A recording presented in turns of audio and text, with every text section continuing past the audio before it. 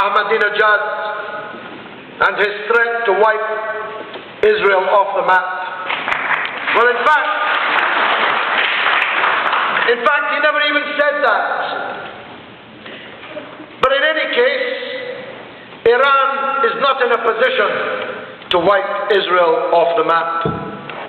But Israel is in a position to wipe Iran off the map, and all other Arab and Muslim countries too. We know this thanks to the brave Jewish whistleblower Mordechai Vanunu, who spent 18 years in solitary confinement in an Israeli dungeon for telling us. But in any case, the only country in the Middle East which has been wiped off the map is Palestine, wiped off the map by Israel. Its people scattered to the four winds as refugees for half a century, living in camps, living in exile, with no papers, with no passports, with no status, with no national identity, hunted from pillar to post, massacred by Israel, by Arab regimes, unable to return to their homes, whilst anybody can convert to being a Jew and be given the automatic right to go and live on the land and in the houses of the Palestinians who are forbidden to return home.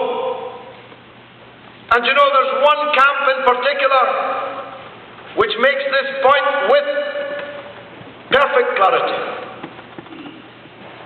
4 years ago, at Easter time, when the Church of the Nativity, the birthplace of Jesus, was in flames, surrounded by Israeli tanks, priests and nuns lay dead, unburied in the crypt, and the Christian leaders of the world didn't lift a finger to come to the assistance of the birthplace of Jesus. That week, in a camp called Jenin, 1 square kilometer, 13,000 families, a camp consisting of rancid, rat-infested hovels, in which these 13,000 families had lived for 50 years. Now, the exquisite uniqueness of that camp is that if these shacks had roofs strong enough to stand on, the refugees of the camp could see the shining city of Haifa on the Mediterranean coast, which was their city. They can see from the camp their own houses, their own trees, their own gardens, their own oranges, being lived in, played in, enjoyed by foreigners from Montreal, from Toronto, from London, from New York, mainly from New York, living in their houses, while these 13,000 families live in a state of indescribable misery. And they wonder why so many suicide bombers come from Jenin. The miracle is that they're not all suicide bombers coming out of the camp of Jenin. But on top of that misery, General Sharon, him again, 20 years later, sent his army to smash this camp and massacre its inhabitants. And I was there just 2 or 3 days after the massacre with my friend Ron Mackay, who's with me tonight. The smoke was still rising from the ruins.